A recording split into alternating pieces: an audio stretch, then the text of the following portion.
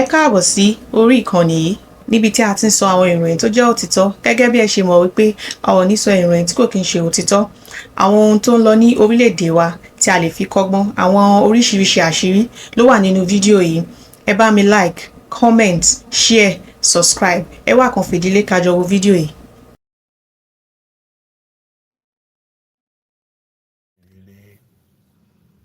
Máa ṣe rere láyé mi, máa ṣe rere. Máa ṣe rere láyé mi, máa ṣe rere. N ò ní ṣèkà láyé, n ò ní ṣèkà lọ́run, kò tiẹ̀ sáyè lọ́run ni. N ò ní ṣèbàjẹ́ ọmọ làkejì. Máa ṣe rere láyé mi, máa ṣe rere. Mo ní bí OPC Gani bá ń gbógun, ẹ ṣáà máa hùwà rere o. Bí OPC Gani bá ń gbógun, ẹ̀yin ẹ ṣáà máa hùwà rere. Àbábàbọ̀bọ̀ oníṣẹ́ ọwọ́ ẹ̀, ó ti dá mi lójú. Iṣẹ́ ọwọ́ ẹ̀dá ni ó gbẹ̀dá là. Bí OPC Gani bá ń ṣe bí, ẹ ṣáà máa hùwà rere.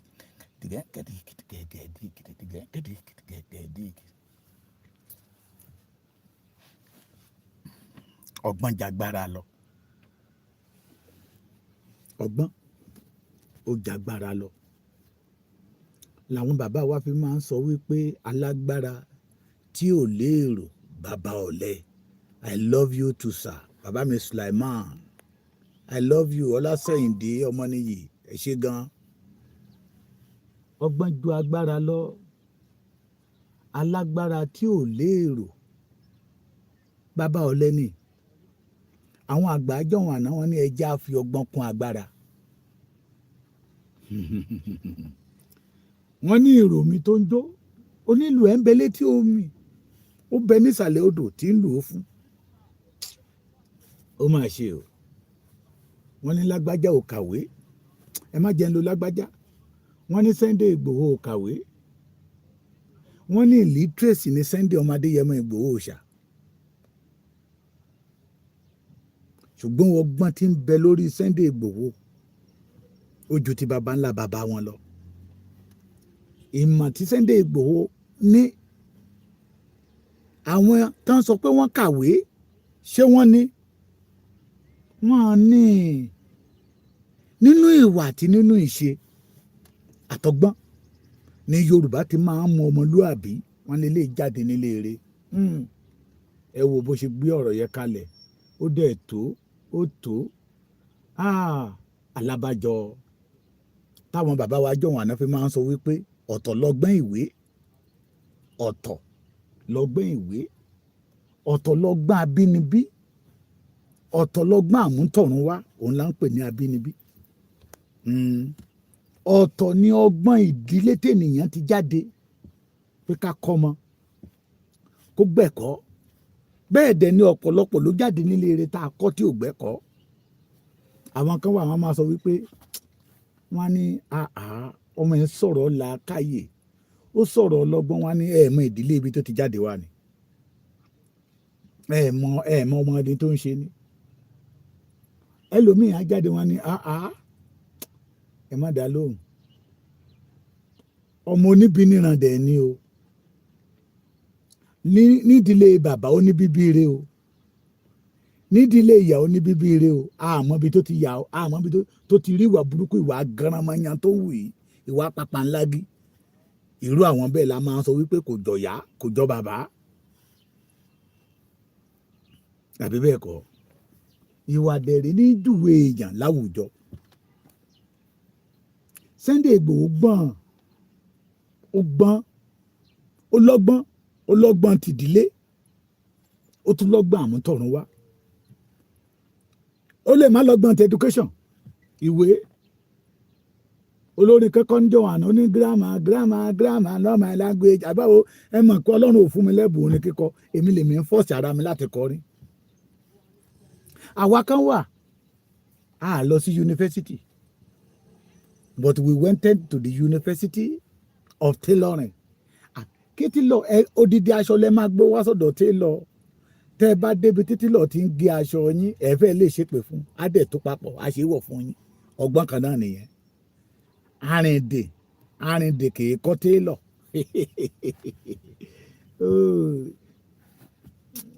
ọ̀rọ̀ wọn mi ò fẹ́ bá dá sọ̀rọ̀ wọn bọ̀dì ṣùgbọ́n ẹja gbọ́ wọn ní ó pàdé àgbà lọ́nà ó ní kó yá ẹ lọ́gbọ́n ó mọ̀ bóyá ó rìn dìkú ni. I now know the problem of Gani Adams. Mo ló fi jẹ́ wípé ògo Sunday Igboho ògo ńlá tó ń dààmú àwọn OPC Gani ìkẹjáde títa náà lára àwọn àgbààgbà tá a rò pé ọgbọ́n la máa bá ládọ̀ ẹ̀. Ẹ má bínú. Hello. Yes sir. Ẹ káàárọ̀. Okay.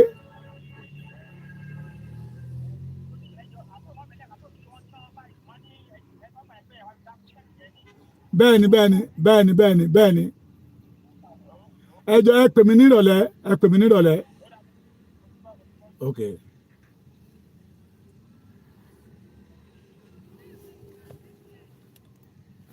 Ó yàtọ̀ síra wọn.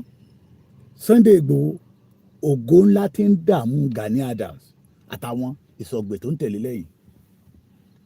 Sunday Igboho kàwé bọ̀ tó rìn máwọn tó kàwé tó tún ní ọgbọ́n inú tó ní làákàyè ẹni sí àwò kí Sunday Igboho tó ṣe anything á pe bàbá Olúbàdàn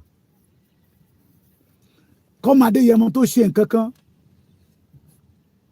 torí òun rí wípé àṣìṣe tàkọ́kọ́ kò yẹ kóun tó ṣàṣìṣe lẹ́ẹ̀kejì á pe bàbá wa Olúgbọ́n á pe bàbá wa ẹni kí n máa dárúkọ wọn lọ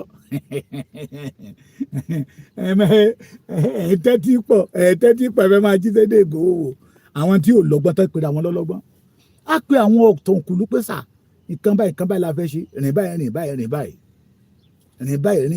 báyìí òun ló fi mú èèyàn kan tó lóun ti ń wá approval more than 6 years tí wọn ò fóun torí pé kò sọgbọ́n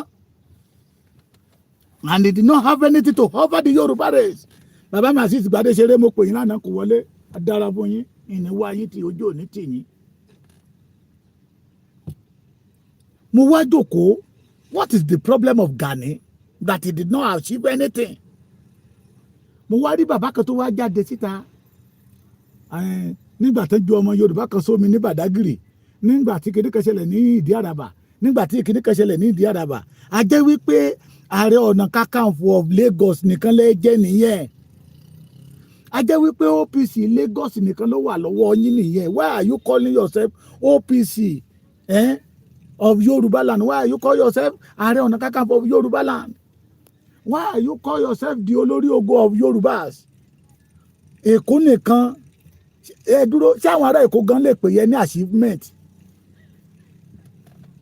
ni mo fi ní pé tẹ́nìyàn bá pàdé àgbàlagbà lọ́nà tó bá ní kó yà ń lọ́gbọ́n ṣé ẹ mọ̀ bóyá àgbáyé bóyá ẹni tẹ́ ẹ rò pé àgbáyé bóyá ó dìde ìrìn dàgbà ni. Ṣé rí the problem of the Gani Adams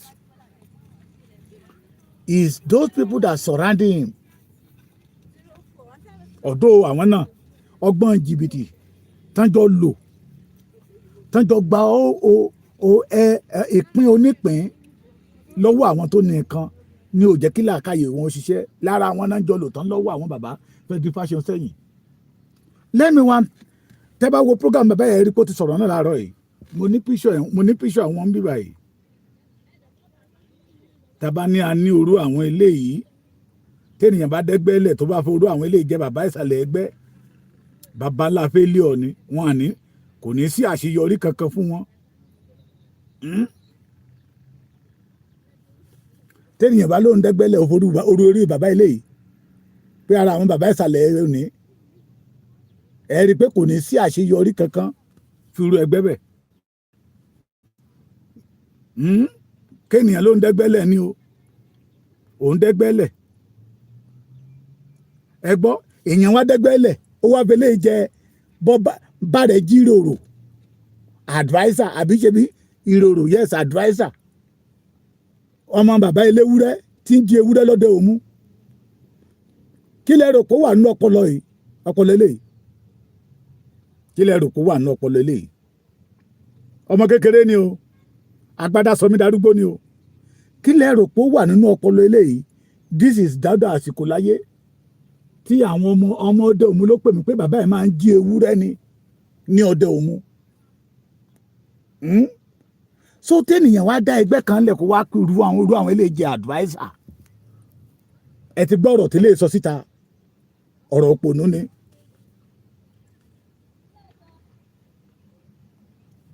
ẹ ti gbọ́ ti bàbá ilé náà tó lóun ọmọ Ìjẹ̀ṣà so tẹ́nìyàn bá rú àwọn eléyìí lára ń di ẹ̀ tán sọ̀rọ̀ à ń di èèyàn achievement wo ni irú àwọn ẹgbẹ́ yẹn fẹ́ ní torí pé kò sí kankan lórí wọn àsìkò láyé mo wá ń wò mo ní sókè that is the problem of Gani kò lólùmọ̀nà gidi mo wá rántí ọmọ yìí ṣé mo ní fídíò ọmọ yẹn ń bí báyìí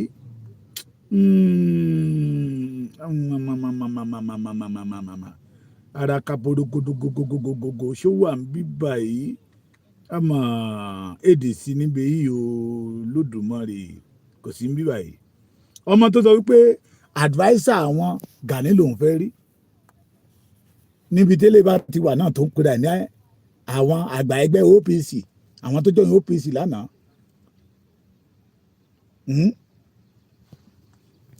irú ìmọ̀ràn wo lẹ fẹ́ lẹ́ expect lórí ara wọn eléyìí irú àwọn àṣeyọrí wo lẹ rò pé lè jáde ṣé ẹ rò pé nǹkan rere lè jáde látọ̀dọ̀ wọn eléyìí sí ọ̀dọ̀ Yorùbá dùn ká máa wọ́n àti lo Yorùbá fi make owó mọ́ ṣeéṣe ká máa wọ́n àti lu Yorùbá ní jìbìtì. Let me now give you one example. The example mo dẹ̀ fẹ́ kẹ́ máa bá mi fi ọgbọ́n gbé mi ò fẹ́ pẹ́ lórí program yìí mi ò fẹ́ pẹ́ lórí program yìí but mo fẹ́ kẹ́ jẹ́ bá mi ṣe kíni kẹ́ bá mi fọgbọ́n gbé wọ́n dúkùkù lájà kò kan èmi olódodo ò ní kú sípò òkà èmi ò dẹ̀ ní parọ́ mọ́ wọn ṣẹgbọ́n mi ń tán bá ṣe làwa máa sọ pé wọ́n ṣe I will never do arabus for them. Let me give you one example.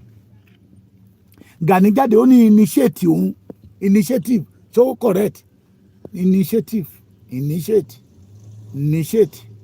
ẹ lò sẹ́jẹ̀ pé òun ló ń ṣe àgbékalẹ̀ Àmọ̀tẹ́kùn abẹ́ ti gbàgbé òun ló ń ṣe òun ní initiative yes ó ní nígbà kan máa gbé kalẹ̀ ó ní wọn àjẹ́ kó ń dá sí mọ́ pé àwọn olóṣèlú gbà á wọn à ṣe wá gba èrò ẹkùn wọ́n ṣe gba Àmọ̀tẹ́kùn lọ́wọ́ ẹ̀ nígbà tán rí pé kò sí làákàyè lórí ẹ̀ nígbà tán rí pé àwọn tó sọ̀rọ̀ à ń di ẹ̀ òpònú ni wọ́n ayírada ni wọ́n àwọn yẹn wá wò pé eléyìí number one the only thing that Gani Adam have PhD in it ní ìgbéraga he have PhD in ìgbéraga tí ẹ gbọ́ mi he have PhD in ìgbéragas àwọn yẹn wọn àdá lóhùn out of that state government tájọ wa Gani Mákindé wá fàmọ́ra ó fi jẹ́ kọ̀mándà Àmọ̀tẹ́kùn ní Ọ̀yọ́ state I can tell you today that the problem tí Ṣèyí Mákindé ní Ọ̀yọ́ state Gani contribute to it ẹni kì í ṣe àwò kí ni achievement Àmọ̀tẹ́kùn ní Ọ̀yọ́ ìbéèrè mi tí ò rújú kí ni achievement Àmọ̀tẹ́kùn ní Ọ̀yọ́ àwọn fúnra wọn ló jáde síta pé incident tó ń ṣẹlẹ̀ ní Ọ̀yọ́ yìí over 300 ló pé tán ti lose nínú àwọn ọmọ wọn pé wọ́n kàn ń pa wọ́n bẹ́ẹ̀ nípa ẹran ni.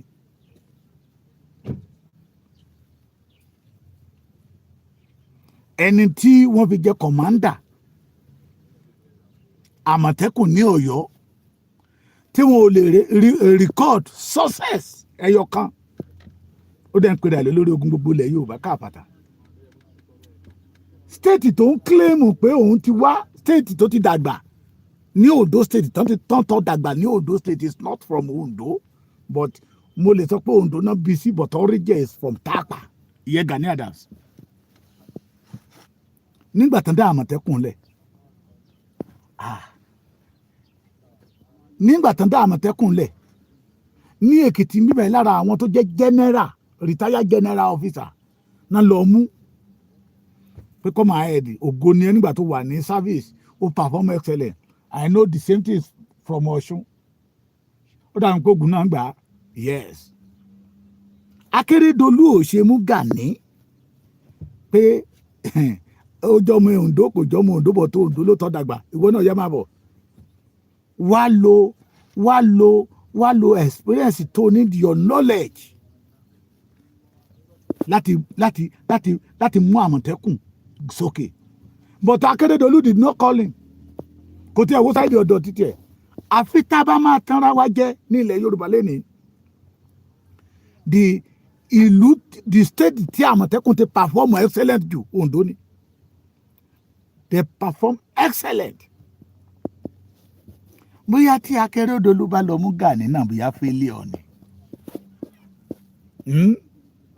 ṣé ẹ bá mi fi làákàyè bá ọ̀rọ̀ mi lọ bóyá t'Akérédolú bá pe Gani dá ọmọ Oǹdó ni ẹ lóòótọ́ bàbá ẹ lè má jẹ́ Oǹdó bọ̀ tó Oǹdó láti tọ́ ẹ dàgbà ó yá because ó wà lára àwọn tó ń pariwo kádà Àmọ̀tẹ́kùn lẹ̀ ìwọ gan ó lòun sọ Àmọ̀tẹ́kùn ní Àmọ̀tẹ́kùn. Ondo State did not call him. Ẹni tán gbé síbẹ̀ perform excellent nígbà ayé Akérédolú.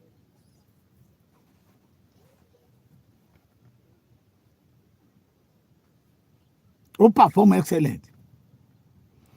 Ọ̀yọ́ tí wọ́n ti fi jẹ́ commander ẹ̀rí in-laws tí ó ń gbé kiri ní Ṣèyí Mákindé ló gbé fún as a commander of Àmọ̀tẹ́kùn in Ọ̀yọ́ State.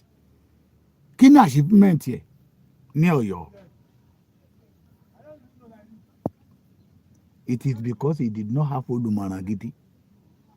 Sunday Igboho tó lólùmọ̀ràn gidi tó rìn máwọn àgbà pé nígbà tá à ń tariwo káàkiri ńgbà yẹn lọ́wọ́ ànígbà akí ọgbọ́n ọmọdé bọ̀ bẹ́ẹ̀ dẹ̀ rí ọmọdé gbọ́n àgbà gbọ́n náà fi ṣe ìṣẹ̀dálẹ̀ ilẹ̀ kóòtù òjíire. Sunday Igboho wá ń fi ọgbọ́n kún agbára wá ń jèrè ọgbọ́n agbára àwọn àgbà ẹ wá ń sunkún kiri. Ògo Sunday ló máa pa yín o ẹ sì ń ronú ni òun ẹ máa kú sí ni ẹ wá wo àwọn àgbààgbà tí ń jáde síta lẹ́ẹ̀tì mọ̀ pé bàbú ni wọ́n bàbú they born for bàbú nothing in their head they are only just after money. Ìyẹ̀wá jáde síta orúkọ tó ti fi 37 year build orúkọ tẹ́ ẹ fi ẹ̀jẹ̀ ọmọ Yorùbá build tẹ́ ẹ pa ọ̀pọ̀lọpọ̀ ọmọ Yorùbá táwọn ọmọ yẹn sọ ní Ọ̀kọ́ta pé tó OPC bá ti dé báyìí kò sẹ́ni tí ò mọ̀ OPC ni ẹ ti máa gbọ́ pàpàpàpàpàpà. Kí ló dé tí Àmọ̀tẹ́kùn Oǹdó tí wọ́n fi gbélé lọ́wọ́ nígbà tí wọ́n gbélé lọ́wọ́ they achieve they perform excellent. Ọ̀yọ́ tó gbé Àmọ̀tẹ́kùn lé lọ́wọ́ as a commander they perform woefully. Ọdún mo fi ní pé lára problem tí Ṣèyí Mákindé ní insecurity Gani contribute to it. Ìyẹn jáde síta ní wọ́n ẹni tó ń control more than 6 million èèyàn ní sùúrù rí bẹ́ẹ̀ ṣe ń tàn yọ.